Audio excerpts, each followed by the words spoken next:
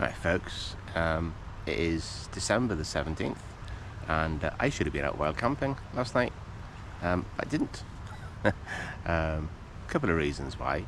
But anyway, I'll explain why I didn't get out in a second, or in a short while. So I'm going to do a little bit of bushcrafty type stuff today. So I've got a little bit of pine, I think it's off Douglas fir, I'm not sure, but it's something that I harvested about 2 or 3 months ago. And what I'm going to do is use the back of the knife just to scrape off some shavings into the tin. I'm going to use that then to get the fire lit. So, Mora black, love this knife. So with this knife, because it's got a sharp spine, you can use it just to scrape, make scrapings. And when you've got the scrapings, just using ferro rod and the back of the knife. So this is a carbon steel knife, so you can use this then to get spark. Hopefully this will work. It's quite windy today, so hopefully this will work.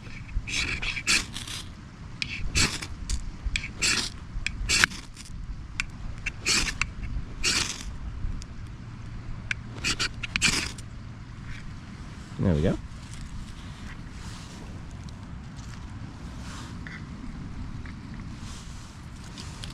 Just transferred that into the Bushbox.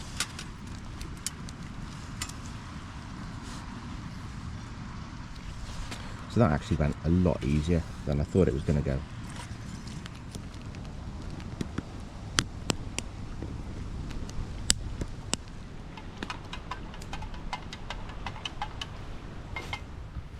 So these are pork Griskins, or pork shoulder.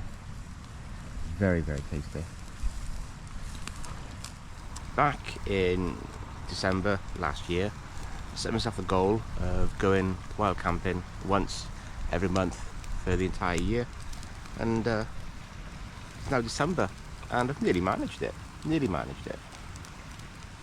was meant to be out last night for a wild camp. I just didn't go. And there's kind of couple of reasons why. I'll go through the injury first. So I think it was Thursday, Wednesday night. I actually cut my leg open with an axe, just not paying attention to what I was doing, just being complacent. So it's not a huge cut, but it's pretty deep, pretty significant. So just because it has a plaster or bandage over it at the moment and taped in place, I just thought just to give it a couple of days, just so the cut begins to heal itself, because at the moment it has weeped a little bit with blood. So I'd look after myself that way. And the second reason is I came to a realization that what wild camping has actually given me this year, and it's not what I expected it to be. I set off back in January with the intention of doing something purely for me, quite selfish, and just go and practice bushcraft skills and just to get out into the woodland and just do bits and pieces. And that was my goal, that was my intention. But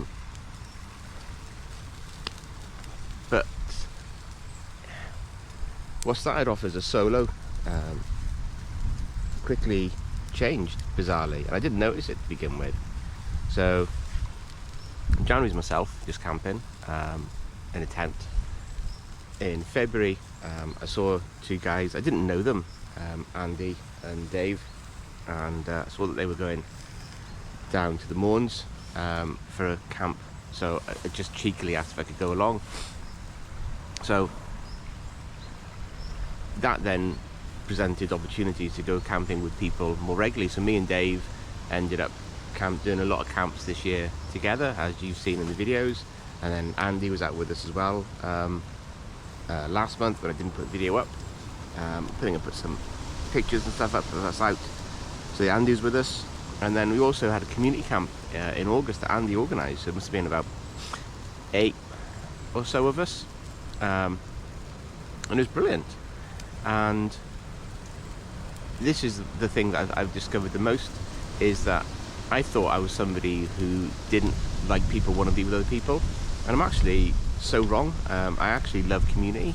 So it is a real revelation. And the wild camping in itself isn't the thing that really gave me that insight. So I actually went on a gardening scheme, and I went on it. So it's gardening and mental health, and I went on it for the gardening purposes. I wanted to learn some stuff, what we could cook, what we could grow in our garden, and things I didn't know.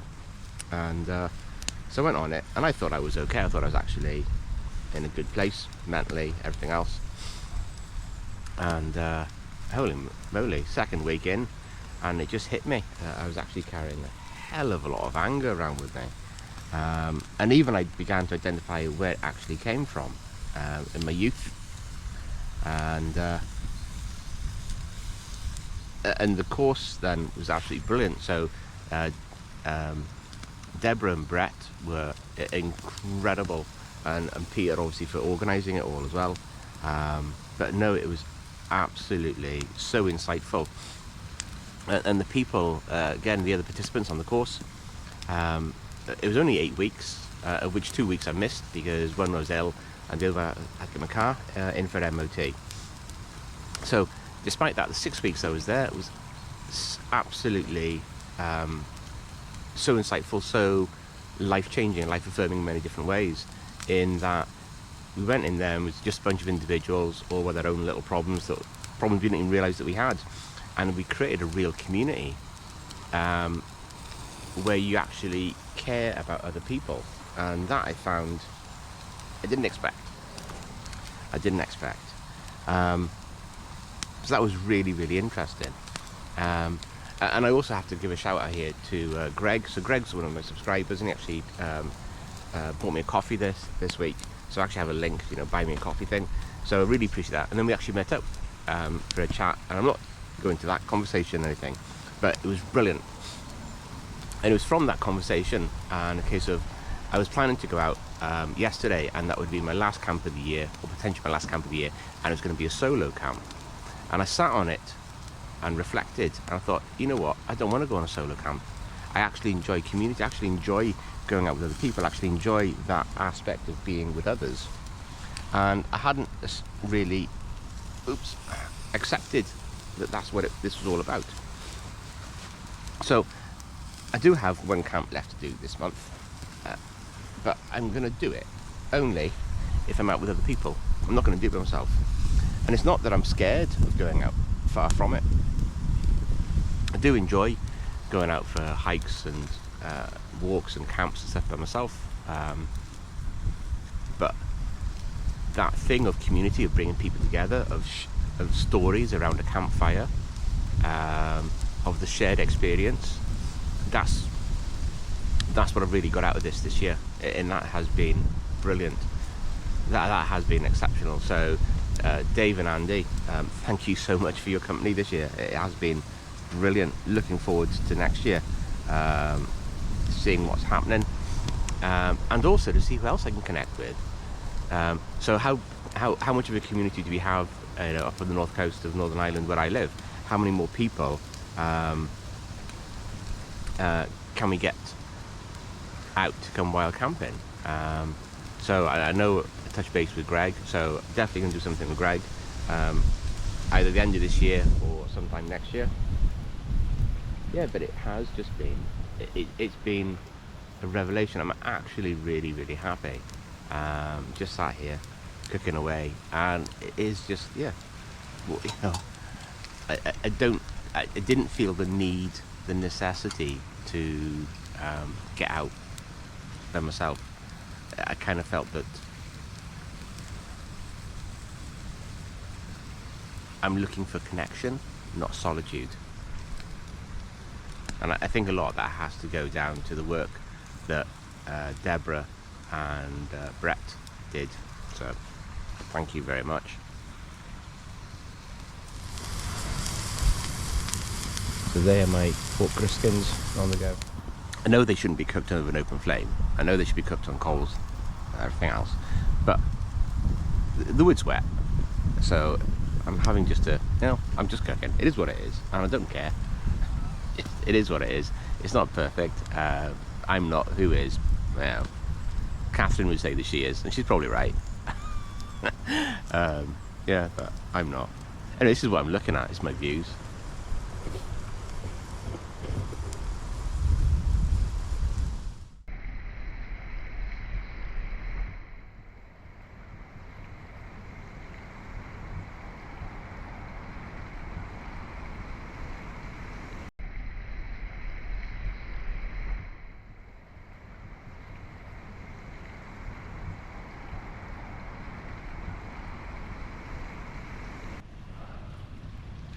So there we have pork Griskin on about.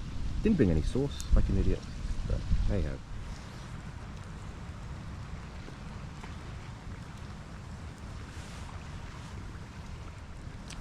It's not a bad way to spend a Sunday morning.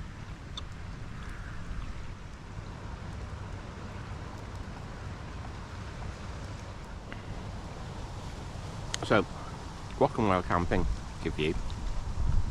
But what's it giving me?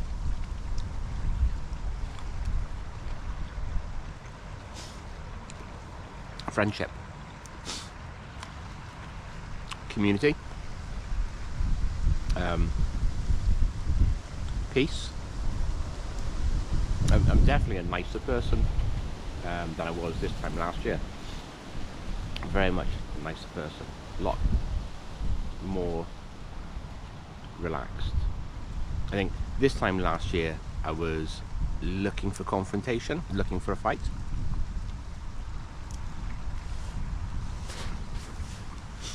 And this year, or now, no. I'm looking for friendship, looking for peace.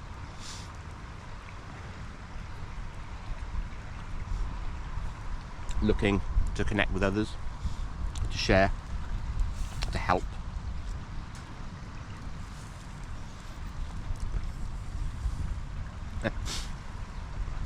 Not looking for burnt meat, but heyo.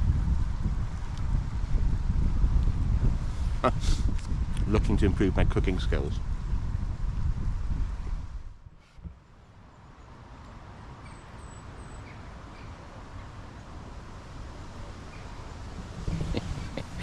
Yeah, love it.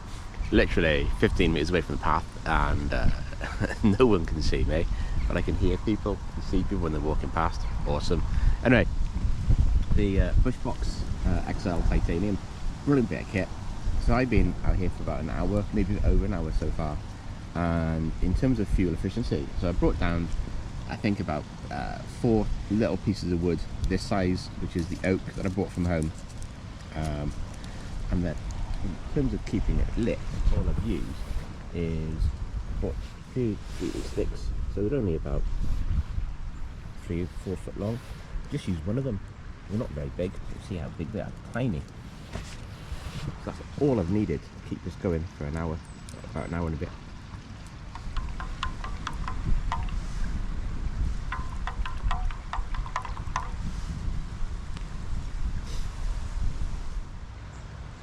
Folks, I'm going to leave it here.